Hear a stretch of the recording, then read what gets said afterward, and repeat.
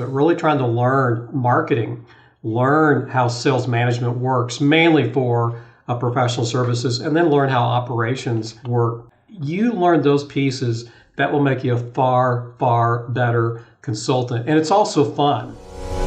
Welcome to the Smart Strategy for CPAs podcast, where I help you work less and make more.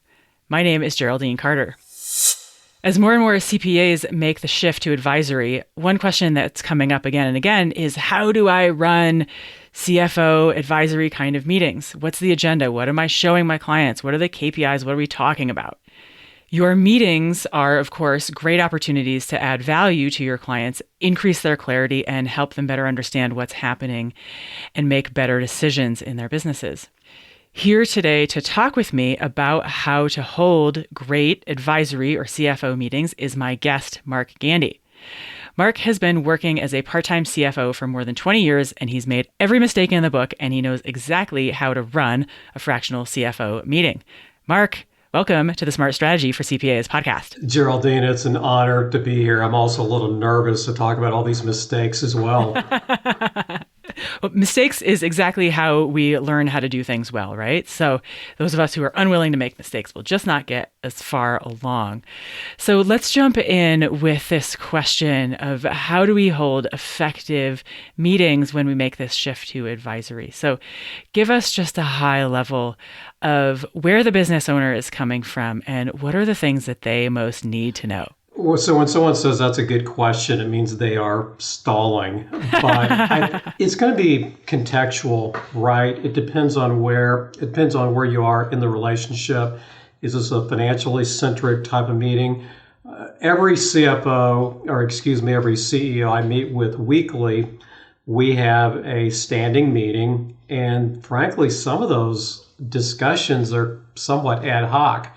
Now, I just had a financial huddle with one CEO and his leadership team. There's about 9 of them, and there were 2 other owners. And we just went through the financials. And I don't even start with page 1. I'll just pick what I think the highlights are. I'll look at it. How would a financial journalist, look at some of these numbers? And plus, I get to ask a lot of questions. But when I'm meeting with the CEO one-to-one, typically every quarter, there may be what's the sprint for this quarter, or what's the big objective? So that will basically be really what we're talking about. We don't always hit the financials head on that much, because usually the issues are either marketing related, they may be sales related, they may be operations related. But if you were to pin me down, and if you were to say, Mark, talk to these 10 accountants who want to do this type of work, I would say, draw a square, and in that square, draw a cross. And then in the upper right-hand corner, what's the objective for the quarter? That's number 1. And you may not always bring up the objective, but we know what the big objective is for the next 90 days. Now, down in the lower right-hand corner, we'll usually look at what are the health metrics that need to be addressed. And I may not even bring anything up unless there's an issue. So and I'm smiling as I say this, but every CEO, when you have a great month or a great week, that's a signal. No, it isn't. You need about 8 or 9 weeks in a row of that same level of performance before it's a signal. So we'll look at the health metrics. Is there anything that sticks out? We'll address those. So that's the lower right-hand quadrant. As you start to move over from 6 o'clock to 9 o'clock, those are typically the people issues. And I'm a big believer in what's called the 10-30-60 rule. So the 10-30-60 rule is essentially 10% of any change is going to be all about the data, the numbers. And the 30% is all about the new process, or whatever it is that we're trying to click on all 4 or 6 cylinders.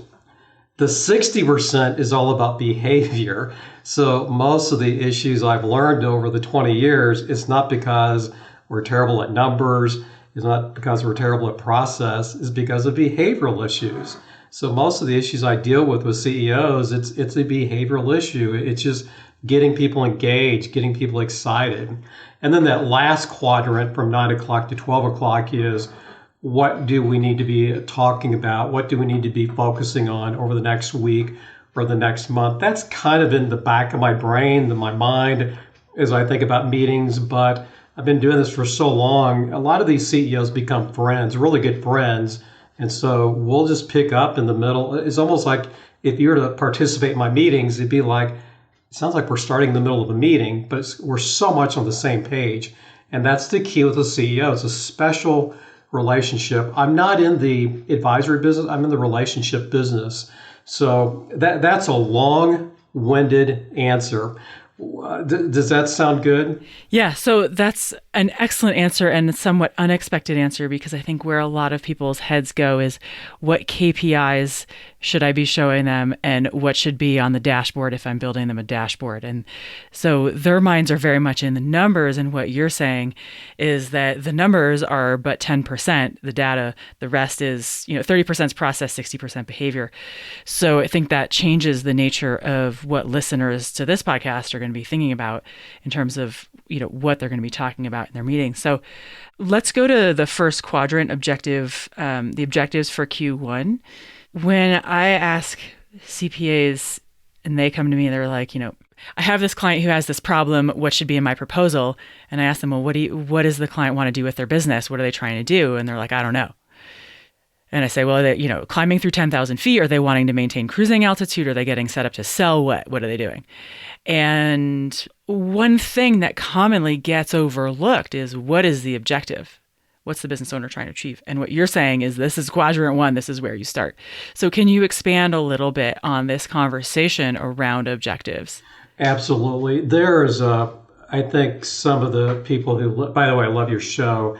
I think some of the people may be familiar with Dan Sullivan of the Strategic Coach. Mm-hmm. Dan has what's called the DOS conversation, and I love it. D is dangers, O is opportunities, S is strengths. And I don't like to use other people's stuff verbatim, so I'll kind of add my words to it. The D, dangers, what's the emotional word behind dangers? It's fear, and fears can be they can paralyze people. What I like to think of is, what is keeping that owner, him or her, up at night? What's keeping them from wanting to come to the office? So if we start looking at the emotional aspect, what's the problem? I'll start from there. And a lot of times it's a people issue. If it's not a people issue, it's either going to be marketing, sales, or operations. And by the way, if you want great cash flow, don't go downstream, go upstream. If you want better cash flow, marketing is either not working, sales isn't working, or ops or customer service is failing or flailing. So in terms of the objective, we'll just look at, what do you want to accomplish? If this is a new relationship, that's for me fun, because there may be 100 things. And that's where the chief executive, in terms of financial person, can start helping with, maybe this is a better priority or this is a better priority. But if you've been in the relationship for 3, 5, 6 years, I have some clients that are 20 years old. We look at each quarter or each 6 months as kind of mile markers. And you have an engineering background, so you're kind of think about, what's that next mile marker we're trying to achieve.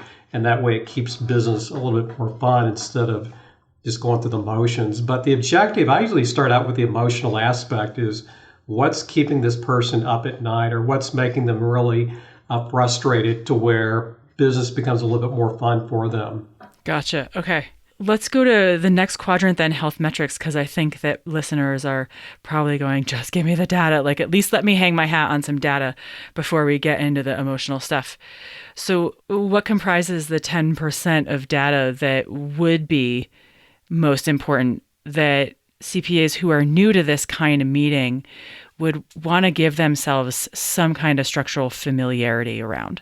I'm glad you asked that question. I'm smiling as you ask that question, because I have about a 5-minute, 10-minute slide deck that I use, and everyone says, "Can we go through that again?" But all it is just a simple. It's a simple workflow. So now I realize not all business is perfectly linear, but let's take a professional services firm. You typically need to go find clients. So I call that finding. And then now you have to qualify them, meet with them. I call that getting. And then once they become a client, I call that doing. So I have three keywords of business: finding, getting, doing. Now, when you flesh that out a little bit, you may have 6, 7 key bullet points in that value chain, and it's that way for every client. But finding, getting, doing, once I figure that out, what are the 2 or 3 most important activities of finding? What are the 2 to 3 most important activities of getting? And then what are the 2 to 3 activities of doing? Well, if I know my activities, now I know what to keep score with. So maybe in terms of finding, maybe I have some marketing system to where it's going to give me 8 to 10 leads per week or per month. Now, I also have a system called the 2x, the power of 2x. So if that's the case, can we double it? Is it possible to double it? So we're always looking at ways, we're looking at that value stream, look at the activities, the key activities, and then what do we want to keep score of? We also then determine what should be proper performance. So we let the value stream of the business dictate what the numbers should be that we're looking at. And then of course the financials, to me that's the garbage can, because all the key numbers inflow into the financials. In my world, we do financial modeling. So all the numbers flow through the financial model, which then flow through the financials. So that's the way I look at I don't use the term KPIs. I just say important numbers, the key numbers. Where my head is going here is back to what you said just a minute ago, looking at marketing, looking at sales. If you want to improve your cash flow, go upstream. One challenge that is sort of endemic to this industry is because when you get a CPA license, you hang your shingle, people need their taxes done, you hang it up, your phone rings, you hustle for a year or two, you fill your client roster, and you've got clients, but it's done primarily through hustling and just by virtue of being a CPA, and taxes need to get filed. I mean, all of us have blind spots in our business, right? And one place that I think is common for CPAs where they just haven't learned along the way is how to market their business effectively, because they haven't had to learn how because their phone just rings. They're lucky. But it ends up being a problem to not learn the skill of marketing and sales, because now here you are going into meetings talking about swimming upstream marketing and sales. But if you yourself haven't had the experience in your own business, what are you going to be able to bring to the table? So can you address that? Yes, and you've unwittingly addressed something that I've written about. I have a book coming out soon. And I'm a big believer that, first of all, can I, before I answer that question, can I tell you what the definition of a CFO is? Yeah, please. One of the definitions or one of the requirements should be that you should be able to, and this may be controversial, but it's a strong opinion, you should be able to step into the CEO's position for 1 whole year, and then after that year's up, you're happy to go back. Oh, by the way, sales went up a little bit. Profits went up a little bit. Even the value of the business may have gone up a little bit. Now, you may say, well, why wouldn't he or she want to keep being the CEO? Well, I don't know if you remember the former, I can't remember, he's a Roman or a Greek, but Cincinnatus. He was a famous a general, and then when the war was over, he went back to being a farmer. And so great CFOs should be able to run a business but then go back. So that means they need to understand marketing, they need to understand sales, they need to understand operations. And that's something I've had to self-teach myself over the past 20 years. And just getting in and that's where I've talked about making mistakes, but really trying to learn marketing, learn how sales management works, mainly for professional services, and then learn how operations work. That you learn those pieces, that will make you a far, far better consultant. And it's also fun. And by the way, there's nothing wrong with being intense on financials, analysis, plan. That's good. But if you want to go to that next level, you do need to learn those other aspects. And that's going to take some time. This is excellent, because this is not at all where I was expecting this conversation to go. So, and I think it takes the pressure off. What I'm hearing you say, I think takes the pressure off of the CPA converting to CFO, having to like somehow bring all the right numbers and all the right financial understanding and all the right data with all the right dashboards in all the right bar graphs and histograms and present it all perfectly, as if that is going to be the thing that makes the light bulb go off. Whereas, what you're saying is much more, no, it's about, what is on the CEO's mind. What's bringing revenue into the business? Let's talk about the process piece before we get to the behavior piece, which I can't wait for. When you say 30% is process, what's that mean? Process is how does work go from raw material to finished goods. I'll give you a perfect example. I don't think they're listening. So one of my clients, they work in the vehicle leasing industry. And by the way, I think if you want to be in this business of being a CFO, you need to hang out with your clients as much as possible. So I'll just show up, whether it's virtually or physically in meetings, weekly meetings or monthly meetings. One of the meetings that was being held was what's called the damage claim reserves meeting. And again, this is a vehicle leasing. Think of an enterprise that has maybe thousands of vehicles. Well, at any given time, there may be 1,000 of them that are injured and they have to be fixed. They have to go to the hospital and get bandages and get shots. And now we can put them back out on the road to be leased again. Well, I went to a meeting and there was a list of cars on a Word document. Well, first of all, the CEO wrote it all up. And I found out there's not really a good process. So just observing that, I thought, what if we did these 3 things? Here's a way to track the data better. The name of the game is to get the vehicles, once they're out of service, get them back into service as quickly as possible at the lowest possible price or cost. Well, it turns out about 60 days later, our COO is glommed onto that. So we've improved our process. So I think the key is just looking at some of the key processes in the business. And you will find, I'm just confident, any of the people who are listening, there's some really bad, I don't know if I can use the word crappy, but there's some really bad processes in place.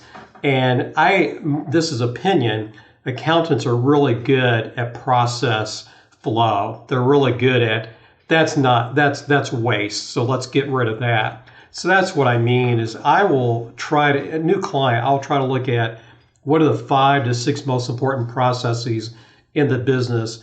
And I'm not looking at how to speed it up. I'm just looking where the waste is. And again, I think a lot of us, we have natural instincts for that. So that's what I mean. Again, onboarding a new client, especially professional services firms, can be messy. How can we improve that? Customer service can be clunky. So I could just go on and on, but I think just looking at find the 6, 7 most critical processes from a customer's perspective, look at from their perspective, and then look at, do we need to clean this up, fix this up? I've got like a half a dozen or so COO playbooks I'll create just to help them to think about, here are the tools you need to be thinking about just to have better throughput in the business. What this is making me think so far is it's far less complicated than it needs to be, right? And some of the solutions that we can help our clients find are far more hiding in plain sight than we might realize, especially if we're looking for, it's got to be complex, it's got to be hard, it's got to be financial, it has to be like, I've got to come up with this giant, brilliant aha for my client that was, only I could derive. Whereas what it sounds like is, no, take a step back and look for the obvious things, which is where are they wasting money? Where are they hemorrhaging cash? Where is the process just completely log jammed and things aren't getting through to the other side and so on? So let's go over to the behavior part, because I think that this is something that may not even be on folks' radar. 60% behavior. What's in that 60%? We've read a lot, and I don't know if we owe the Gallup a big pat on the back for this, but their engagement, employee engagement, is just such, I hate to use the term buzzword, but it's we have a heightened sense of awareness toward employee engagement. So I just like to ask the question, why aren't people better engaged? Is it because it's just a boring place to work? Is it not inspiring? Maybe you have a bad leadership, bad supervisors. So I just like to look at what's causing bad behavior. When I think of bad behavior, I think of ABC. B stands for behavior. Well, what came before the behavior, and then what came after the behavior? A lot of times, I think some CEOs, and I hate to use blanket statements, but I think a lot of leaders have carrot stick. Let's do this, and then we'll get better behavior. But what if we had what happens before the behavior? Well, what if we just had a better work environment? What if the work is more stimulating? We want staff to want to come to work, be proud, be excited. So what are the things we can do before bad behavior ever occurs? And I'm thinking in some cases it can be as subtle as just boredom. So what can we do to make work more interesting? And that's what I mean by behavior. I'll just look this up. DCOM, DCOM, DCOM. Just do a Google search. I think DCOM, if you're listening to this walking or running an errand, you can remember DCOM, D as in dog, COM. Just do a research on that. Look at what those letters stand for. And the key is what's the direction that we're going in? Just think of 8, 9 men, women in a boat rowing. They're all rowing in the same direction. They're going at the same speed. You got a coxswain in the front of the boat saying where to go or slow down or whatever. That's part of the direction. And we cannot underestimate the behavior aspect, because a lot of times we've got a bad apple on the seat that needs to be addressed. So that's the behavior part. And that's something I've had to work on and study especially the last 10, 12 years, is I start looking at what's keeping us from moving the needle. It's usually people issues, not necessarily process or data. Okay, so while you were telling us that, I Googled DCOM, DCOM like Mary? Yes. All right, and I'm not finding anything. So give us the quick and dirty. What's it stand for? DCOM is direction. And I always have, because I modify everything. DCOM is direction. C is capabilities. O is typically the obstacles. And I believe M may be the motivators, what motivates. Now, again, I have what's called modified DCOM. So I'll show business owners what this DCOM is. And by the way, I think it's also trademarked. But then we'll look at how do you want to maybe adjust or apply. But usually the direction, how many businesses will you go into, not you, but accountants, CFO, part-time CFOs, and they'll ask the question. They can just survey every employee. What direction are we going in? And sometimes you will not get a very clear response to that. But just knowing the direction, where are we going, and how are we doing, by what means? And to me, that is a huge, huge starting point. Mm-hmm. Getting all your oars in the water at the same time, pulling together. So I think a lot of CPAs are, when we say the word behavior 60%, they might think to themselves, I'm a numbers person. I'm not schooled in, I don't want to be helping my clients with staff behavior. And they may have a sort of visceral reaction to the notion of it. So how do we help them think about it in their minds so that they don't put themselves on the hook for being the ones to help address staff issues, that they're more just thinking about the cost of bored and disengaged staff and how the CEO, because it's their company, can address it?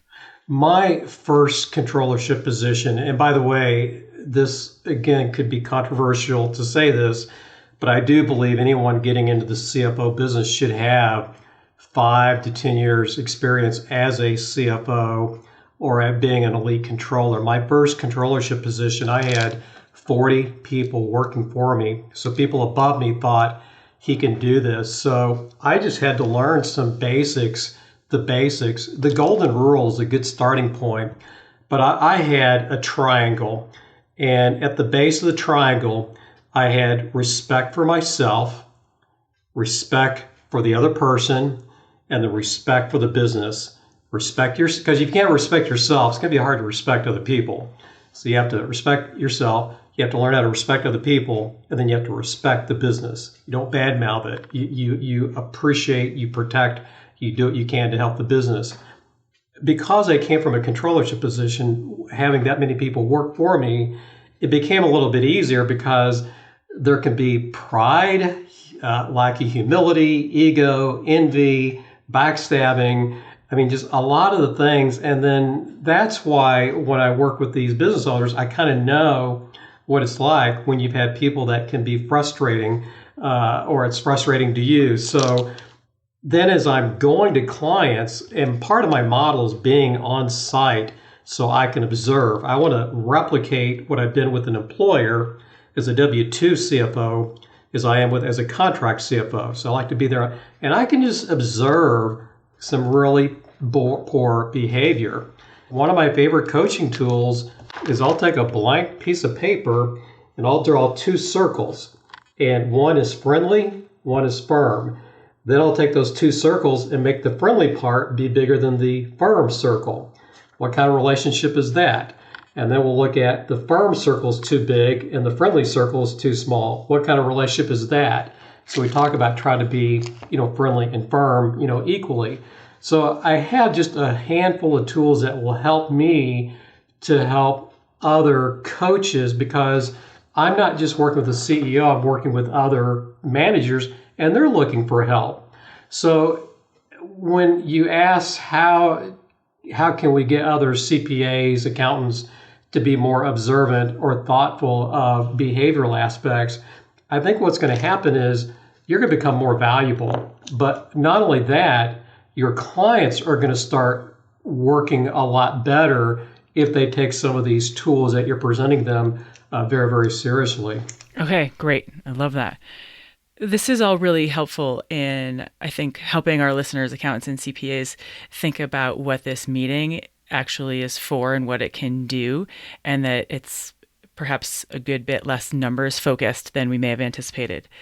We have a few minutes left. I do want to still dig in briefly to the mechanics of the quantity of how many clients you have and how many meetings you have. Like, what is your maximum capacity? Because I think that this is going to take, for CPAs to make the shift, requires getting out of having 500 or 1,000 clients and thinking about having a dozen or so. So can you talk about how many clients you have at a given time and what your capacity looks like in terms of actual numbers? Well, up until this past week, I have 2 new clients this week, which I don't like. You only like to take on 1 new client per year. But to me, a sweet spot is about 7 clients. So once upon a time, I had up to 18, 19 clients, and it's just too many. One of my first CFOs that I coached in my practice, called 3-Agent CFO, I'll ask him, how many clients you have? He says 17, and my answer to him is, you're not billing enough, you're not charging enough. And he laughs and says, yeah, my wife says the same thing. But to me, the perfect sweet spot is about 7. Now, that gives me a chance to be on a couple of paid board of directors. I also like special projects. Even though it's not repeatable, I just love doing special projects like financing, complex financing, an acquisition project. I had a CFO from St. Louis, Missouri. A W-2. He knows he hears I can coach other CFOs, so I'm working with him right now. So that's a one-off project that will last about 9 weeks. So, but having them ongoing, and these are long-term relationships that, some of these relationships go back 20 years, 12 years, 9 years, but about 7 of those. I'll have every once in a while, Geraldine, a feud. It's like, I just don't feel like I'm adding any more value, because the crux of my practice is teaching. It's not necessarily doing. I want to get everything out of my brain and teach them. To me, they need to have their own CFO. They need to have their own controller. So my goal is to get them financially savvy and prep them for that next level. Even though my client base in terms of revenue goes up to $100 million, I have one client just passed $100 million just a couple of months ago. So that's kind of cool. But that's 9 is pushing it. So are you having weekly meetings? Yes. Okay, so you've got 9 weekly meetings. I even have a couple, Geraldine, where I have 2 per week. And in one of those meetings, the CFO even joins us as well. So I do, by the way, I do have some clients, they have CFOs on board too, and also very good controllers. But I have one where it's 2 a week, and then most of them 1 a week. I have a few where we're so in sync with one another. We don't have set meetings. We may have a couple a month, but it's like I may get 3 phone calls a week, or I may get a phone call on the weekend. So it's very ad hoc. And again, we're in the relationship business. So a relationship like that it took years to get there. And I think that's a relationship we've had since 2009. So how much of the keying in of data are you doing? Or do you do any or none? Almost none. Almost none. So you get reports and everything delivered to you. Yeah. And now I'll repurpose it. I use some cool tools. I'm a Tableau. I love using Tableau in my practice. And I think some people are probably familiar with it. I use a tool called Controllership, which is a very complex financial modeling tool.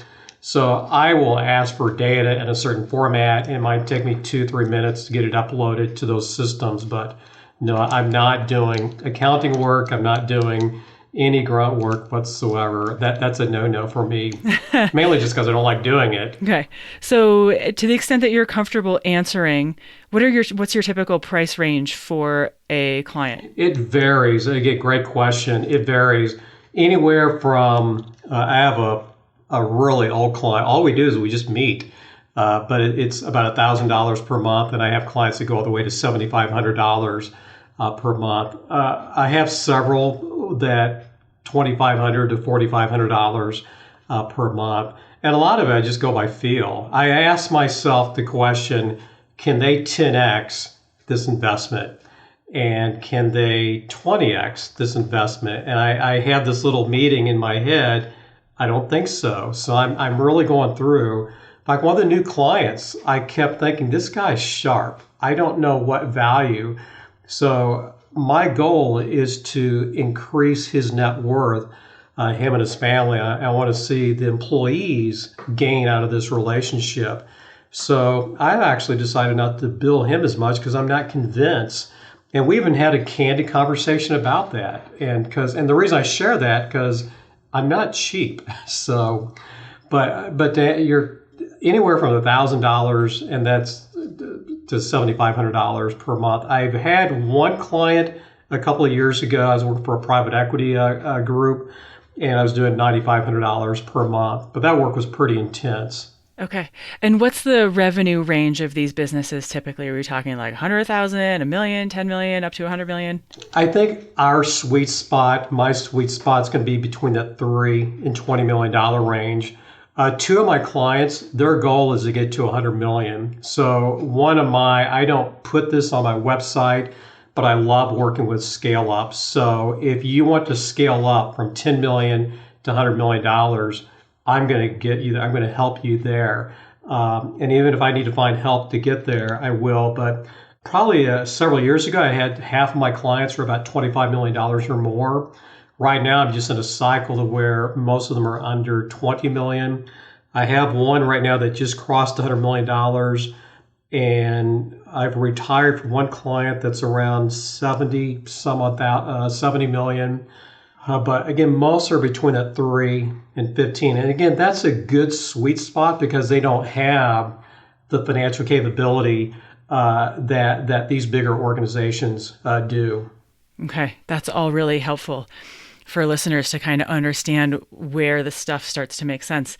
So a couple more quick questions here, and then we'll wrap. Because you don't do any keying in of data, what are your margins? What are my margins? Yeah, what's your So I think a lot of CPAs have margins in the 10s, teens, maybe 40s max. But where I'm going is, when you get out of keying in of data, what happens to your profit margins? See, if you feel comfortable, if you don't feel comfortable answering that question, you can opt out. Let me work backwards. In my industry, you should be making about $300,000 per year, period. Mm-hmm. So I don't even think in terms of margins. I do have some stuff, like when I take on a new client, I will have a few out-of-pocket costs, such as I'm a certified with Colby, so I have everyone and I don't charge for that. I have some servers space like Tableau and Quantrix. I might put some of their files on my server that I purchased in advance. That's just part of the pricing. So I would assume if I actually did the math, if I followed GAAP, my gross margins are probably 98%. So a lot of my costs are general and admin. No, I'm serious. Someone asked, you read a lot of books. Yeah, I spent $6,000 on books from Amazon last year. That's one of my big expenses. I do buy a lot of software. I love software. I love hardware. So I have a lot of discretionary cash that our kids are old, so I can spend a lot of money. So all I'll just say is that you don't think gross margin, think net margin, and your net margin should be about 80 to 85%. But that's because I'm a solopreneur. I don't have a staff of 7 or so my answer would be different if I had maybe other staff. But I've been doing this for 20 years, and there's just not a lot of expense. Mine is more because I spend money on expensive software, and I read a lot of books. So I love discretionary cash. Talk to me about how much, and this is our last question, how much discretionary time do you have? Can I pass? You might like work. I work a lot of hours. Do you because you have to or because you like to or? I love my work. If you ask my kids, if you ask my wife, they'd say Mark works too many hours. But I love what I do. I mean, I love, this afternoon after this interview, I'm going to go out on one of my farms and mow. But I'm going to be thinking about? I'm going to be thinking about Osage Food Products. I'm going to be thinking about City of Rent-A-Truck. I'm going to be thinking about the Ranger Group. I'm going to be thinking about all these businesses, and that's what I care about. These people become family. They become friends. And so discretionary time, I mean, I get the time off that I need to, but maybe not as much as I should. Okay, but it sounds to me like you've got a choice about it and you're in control of the spigot. You're not backed up against deadlines all the time, wondering how you're ever going to get out. Yes. Every once in a while, I mean, if I have someone that's working on an acquisition, they've decided to go add a new product line, or one business wants to get into this new manufacturing line, which happened a couple of years ago. Every once in a while, you'll have several big projects from different clients coming together at the same time. That can be frustrating, and we all do. We all learn how to figure out how to make it work. And the good news is because these are long-term relationships, I'll tell them, I'm working on this as well. So just I'll need a little grace. And it's like they get it. And they're just appreciative of having the relationship to begin with. So sometimes I just have to tell them, here's what I'm dealing with. So if I'm a little slow on this, they understand. Mark, this has been so super valuable. It's been a real treat to go right to the source and hear from an expert who's been doing this for years about how to do a great job and how to build a business around it. Mark Gandy, thank you so much for coming on the Smart Strategy for CPAs podcast. Geraldine, this has been an honor. Did this year's tax season nearly kill you? Do you desperately want to be somewhere different a year from now, but you feel overwhelmed and lost about what to do to change things?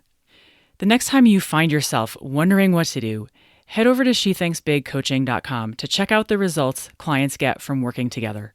Then take the next small logical step and subscribe to my daily drip newsletter.